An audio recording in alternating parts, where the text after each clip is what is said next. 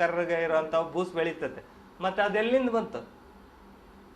ಗಾಳಿ ಆಗಿದ್ದ ಆ ರೋಗಾಣುಗಳು ಅದ್ರ ಮೇಲೆ ಬಿದ್ದು ಅದು ಬೆಳೆದಿರುತ್ತೆ, ಅಥವಾ ಧೂಳು ಯಾವುದಾದ್ರೂ ಬಿದ್ದು ಅದ್ರ ಮೇಲಿಂದ ಬೆಳೀತದೆ. ಈಗ ನೀರು ನಿಮ್ಮ ಊರ ಕಡೆ ಬದಲಿ ಆದರೆ ಮತ್ತೆ ಎಲ್ಲ ರೋಗಗಳು ಬರೋದಿಲ್ವಾ? ವಾಂತಿ ಭೇದಿ ಹತ್ತೋ ಇಲ್ಲ, ಮತ್ತೆ ಹಂಗೆ ಟೈಫಾಯ್ಡು ಬರ್ಬೋದು, ಸಾಕಷ್ಟು ರೋಗಾಣು. ಆದರೆ ನಮ್ಮ ಕಣ್ಣಿಗೆ ಕಾಣಿಸೋದಿಲ್ಲ ಅವು, ಹೌದಲ್ಲ? ನಾವು ಪ್ರತಿ ಕ್ಷಣ ಗಾಳಿ ತಗೋತೀವಿ, ದಿನ ಊಟ ಮಾಡ್ತೀವಿ, ದಿನ ನೀರು ಕುಡಿತೀವಿ, ಆದರೆ ನಮಗೆಲ್ಲ ರೋಗ ಬರ್ತಾವ? ಬರೋದಿಲ್ಲ. ಒಂದು ವರ್ಷದಲ್ಲಿ 1 ಸಾರಿ 2 ಸಾರಿ ಬರುತ್ತೆ ರೋಗಗಳು. ಯಾಕಂದರೆ ಅದು ಯಾವುದಾದ್ರೂ ಹೊಸ ರೋಗಾಣು ಬಂದಿರುತ್ತೆ, ಅದನ್ನು ಕಂಡುಹಿಡಿದು ಇದು ಮಾಡೋಕ್ಕೆ ಅದಕ್ಕೆ ಟೈಮ್ ತಗೊಳುತ್ತೆ. ಅರ್ಥ ಆಯ್ತಲ್ಲ? ಇಲ್ಲ ಅಂದರೆ ಹಳೆ ರೋಗಾಣುಗಳು ಯಾವುದಾದ್ರೂ ಒಳಗೆ ಹೋದರೆ ತಕ್ಷಣ ಅದು ಬಿಳಿ ರಕ್ತ ಕಣಗಳು ಆ ರೋಗಾಣುಗಳನ್ನ ಹೊರಗೆ ಹಾಕಿಬಿಡ್ತಾವೆ. ಹಾಗಾಗಿ ನಾವೆಲ್ಲರೂ ಚೆನ್ನಾಗೇ ಇರ್ತೀವಿ.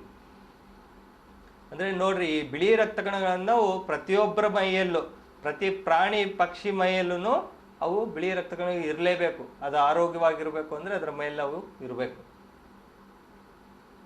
ನಮ್ಮ ಸೃಷ್ಟಿ ಹೇಗಿದೆ ಅಂದರೆ, ನಾವು ನಮ್ಮ ತಾಯಿ ಹೊಟ್ಟೆಯಲ್ಲಿ ಇರ್ತೀವಲ್ಲ, ಆವಾಗ ಈ ಬಿಳಿ ರಕ್ತಗಳು ತಯಾರಾಗೋಕ್ಕೆ ಸ್ಟಾರ್ಟ್ ಆಗಿರುತ್ತೆ, ಪ್ರಾರಂಭ ಆಗಿರುತ್ತೆ. ನಾವು ಸಾಯೋವರೆಗೂ ಪ್ರತಿ ಕ್ಷಣ ಅವು ಬಿಳಿ ರಕ್ತಗಳು ತಯಾರಾಗ್ತಾನೆ ಇರ್ತವೆ. ಆಯ್ತಲ್ಲ? ಅದೇ ನಮ್ಮ ಮೈಯಲ್ಲಿ ಬಿಳಿ ರಕ್ತ ಕಣಗಳು ಇಲ್ಲ ಅಂದರೆ ಏನಾಗ್ಬಿಡುತ್ತೆ? ಏನಾಗುತ್ತೆ? ಹೊರಗಡೆಯಿಂದ ರೋಗಾಣುಗಳೆಲ್ಲ ಒಳಗೆ ಸೇರಿಕೊಂಡು ನಮಗೆ ರೋಗಗಳು ಜಾಸ್ತಿ ಆಗಿ ನಾವು ಸತ್ತೋಗ್ಬಿಡ್ತೀವಿ. ಆಯ್ತಲ್ಲ? ಎಷ್ಟೊಂದು ಮುಖ್ಯವಾದ ಕೆಲಸ ನೋಡಿ. ಆ ಬಿಳಿ ರಕ್ತ ಕಣಗಳು ಇರಲೇಬೇಕು. ಈ HIV ಅನ್ನೋದು ಏನಪ್ಪ ಮಾಡುತ್ತೆ ಅಂದರೆ, ನಮಗೆ ನೇರವಾಗಿ ಏನು ರೋಗ ಬರ್ಸಲಿಲ್ಲ ಅಂದ್ರೂ ಈ ಬಿಳಿ ರಕ್ತ ಕಣಗಳು ಒಳಗೆ ಸೇರಿಕೊಂಡು, ರಕ್ತದಲ್ಲಿರುವಂಥ ಬಿಳಿ ರಕ್ತಗಳಲ್ಲಿ ಒಳಗೆ ಸೇರಿಕೊಂಡು ಅದರ ಸಂತಾನ ಅದರಲ್ಲಿ ಉತ್ಪತ್ತಿ ಮಾಡಿ ಅದು ಹೊರಗೆ ಬರ್ಬೇಕಾದ್ರೆ ಅದನ್ನು ಸಾಯಿಸಿ ಬಂದ್ಬಿಡುತ್ತೆ. ಮತ್ತು ಇನ್ನೊಂದು ಹೊಸ ಬಿಳಿ ರಕ್ತ ಹಿಡ್ಕೊಳ್ಳೋದು, ಅದರೊಳಗೆ ಸೇರ್ಕೊಳ್ಳೋದು, ಅಲ್ಲಿ ಅದರ ಸಂತಾನ ಉತ್ಪತ್ತಿ ಮಾಡೋದು, ಹೊರಗೆ ಬರ್ಬೇಕಾದ್ರೆ ಅದನ್ನು ಸಾಯಿಸಿ ಬರೋದು. ಹೀಗೆ ಅದು ಆ ಬಿಳಿ ರಕ್ತ ಕಣಗಳನ್ನೇ ಸಾಯಿಸ್ಕೊತ ಹೋಗ್ತಾ ಇರುತ್ತೆ.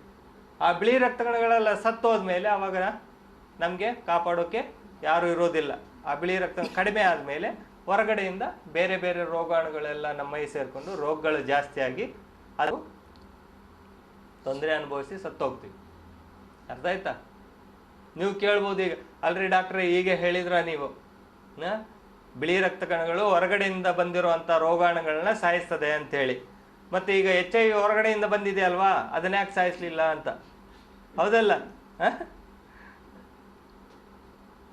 ಇದು ಹೇಗೆ ಅಂದರೆ, ಈಗ ಒಂದು ಪೊಲೀಸ್ ಸ್ಟೇಷನಲ್ಲಿ, ಜೈಲಿನಲ್ಲಿ ಒಬ್ಬ ಕಳ್ಳ ಇರ್ತಾನೆ. ಅವನ ಕಳ್ಳ ಒಳ್ಳೆ ದೊಡ್ಡ ದೊಡ್ಡ ಮೀಸೆ ಗಡ್ಡ ಎಲ್ಲ ಇಟ್ಕೊಂಡಿರ್ತಾನೆ. ಅರ್ಥ ಆಯ್ತಾ? ಅವನು ತಪ್ಪಿಸ್ಕೊಂಡು ಬಿಡ್ತಾನೆ ಅಲ್ಲಿಂದ. ತಪ್ಪಿಸ್ಕೊಂಡ್ರೆ ಅವ್ರು ಪೊಲೀಸರು ಏನು ಮಾಡ್ತಾರೆ? ಹುಡುಕಾಡ್ತಾರೆ. ಹುಡುಕಾಡ್ಬೇಕಾದ್ರೆ ಏನು ಪೇಪರಲ್ಲಿ ಎಲ್ಲ ಕಡೆ ಅವ್ನು ಫೋಟೋ ಹಾಕ್ತಾರೋ ಇಲ್ಲೋ? ಒಂದು ದೊಡ್ಡ ಗಡ್ಡ ಮೀಸೆ ಎಲ್ಲ ಇಟ್ಟು ಹಾಕಿರ್ತಾರೆ. ಅವ್ನ ಕಳ್ಳ ಒಳಗೆ ಹೊರಗಡೆ ಬಂದ್ಬಿಟ್ಟು ಎಲ್ಲ ಚೆನ್ನಾಗಿ ನೀಟಾಗಿ ಎಲ್ಲ ಟ್ರಿಮ್ ಆಗಿ ತಯಾರಾಗ್ಬಿಟ್ಟು ಗಡ್ಡ ಎಲ್ಲ ಬೋಳಿಸಿ ಮೀಸೆ ಎಲ್ಲ ತೆಗೆದು ಒಳ್ಳೆ ಕೋಟು ಶೂಟು ಬೂಟ್ ಹಾಕೊಂಡು ಅವ್ರ ಮುಂದೆ ಅಡ್ಡಾಡಿದ್ರು ಅವ್ನಿಗೆ ಗೊತ್ತಾಗಲ್ಲ ಇವನೇ ಅವ್ನ ಕಳ್ಳ ಅಂತೇಳಿ.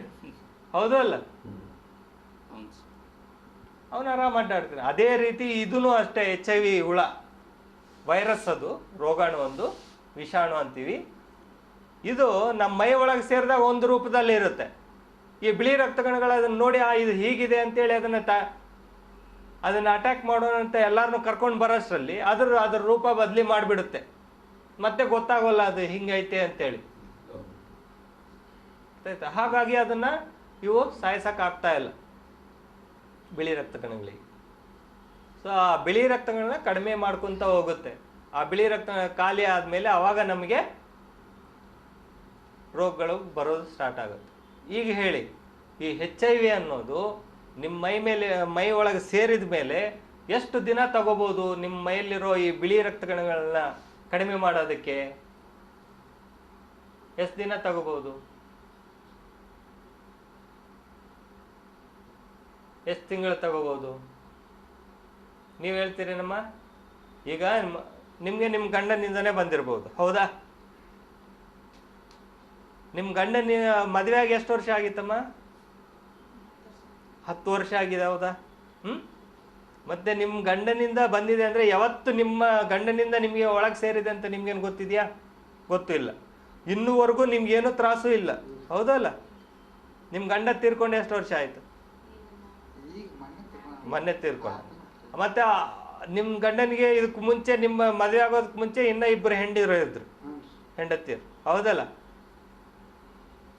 ಅವನಿಗೆ ಯಾವಾಗ ಬಂದಿದೆ ಅಂತ ಅವನಂತೂ ಹೇಳಕ್ ಆಗೋದಿಲ್ಲ, ಹೌದಲ್ಲ? ನಿಮ್ಗೆ ಅವನಿಂದ ಯಾವಾಗ ಬಂದಿದೆ ಅಂತ ಹೇಳಕ್ ಬರಲ್ಲ. ಆದ್ರೆ ನಮ್ಮ ಜನ ಏನಪ್ಪಾ ಅಂದ್ರೆ HIV ಅಂದ ತಕ್ಷಣ ಅಯ್ಯೋ HIV ನಾನು ಸತ್ತೋಗ್ಬಿಡ್ತೀನಿ ಅಂತ ಹೆದರ್ಕೊಂಡು ಸಾಯೋರೇ ಜಾಸ್ತಿ ಆಗಿದ್ದಾರೆ ಅಷ್ಟೇ. ಅರ್ಥ ಆಯ್ತಾ? 185% ಜನ ಅಯ್ಯೋ ಸಾಯ್ತೀನಿ ಅಂತೇಳಿ ಹೆದರ್ಕೊಂಡು ಊಟ ನಿದ್ದೆ ಬಿಟ್ಟು ಹಾಸಿಗೆ ಹಿಡಿದು 1 ವರ್ಷ 2 ವರ್ಷದಲ್ಲೇ ಸತ್ತೋಗ್ತಾ ಇದ್ದಾರೆ. ಅರ್ಥ ಆಯ್ತಲ್ಲ? ಇನ್ನೊಂದು 5% ಜನ ಏನ್ ಮಾಡ್ತಾರೆ, ಸೂಯಿಸೈಡ್ ಮಾಡ್ಕೊಂಡು ಸತ್ತೋಗೋರು ಇದ್ದಾರೆ 5%. ಇನ್ನು 10-15% ಜನ ಏನಾಗ್ತದ ನೋಡೋಣ ಅಂತ ಹೇಳೋರು 30 ವರ್ಷನೂ ಇರ್ತಾರೆ, 20 ವರ್ಷನೂ ಇರ್ತಾರೆ.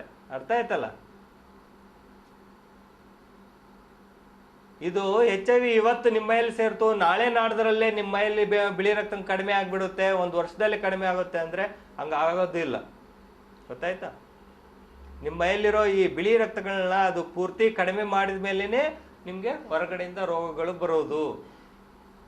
ಅದರಿಂದ ತ್ರಾಸಾಗಿ ಮನುಷ್ಯನಿಗೆ ತೊಂದರೆ ಆಗೋದು. ಅರ್ಥ ಆಯ್ತಾ? ಈ ಬಿಳಿ ರಕ್ತಗಳನ್ನ ಕಡಿಮೆ ಮಾಡೋದಕ್ಕೆ ಅದು 10ರಿಂದ 20 ವರ್ಷ ತಗೊಳುತ್ತೆ ಮಿನಿಮಮ್. ಕಡಿಮೆ ಅಂದ್ರೆ 10ರಿಂದ 20 ವರ್ಷ ಅದಕ್ಕೆ ಬೇಕು. ಅಲ್ಲಿವರೆಗೂ ನಿಮ್ಗೇನೂ ಆಗೋದಿಲ್ಲ, ನೀವು ಎಲ್ಲ ರೀತಿಯಿಂದ ಚೆನ್ನಾಗೇ ಇರ್ತೀರ. ಈಗ ನೀವು 10 ವರ್ಷ ಆಗಿದೆ ಅಲ್ವಾ ನಿಮ್ಮ ಮದುವೆ ಆಗಿ, ಇನ್ನೂವರೆಗೂ ಆರಾಮೇ ಇದ್ದೀರಿ, ಇನ್ನೂ ಏನು ತ್ರಾಸಿಲ್ಲ, ಹೌದಲ್ಲ? 10-20 ವರ್ಷನೂ ಆಗ್ಬೋದು. ಈ 10-20 ವರ್ಷ ಆದ್ಮೇಲೆ ಬಿಳಿ ರಕ್ತ ಖಾಲಿ ಆದ್ಮೇಲೆ ಹೊರಗಡೆಯಿಂದ ಬೇರೆ ಬೇರೆ ರೋಗಗಳು ಬರ್ತವೆ. ಏನೇನು ರೋಗ ಬರ್ಬೋದಂದ್ರೆ TB ಕಾಯಿಲೆ ಬರ್ಬೋದು, ನ್ಯೂಮೋನಿಯಾ ಕಾಯಿಲೆಗಳು ಬರ್ಬೋದು, ಮೇಲಿನ ಮೇಲೆ ವಾಂತಿ ಭೇದಿ ಹತ್ಬೋದು,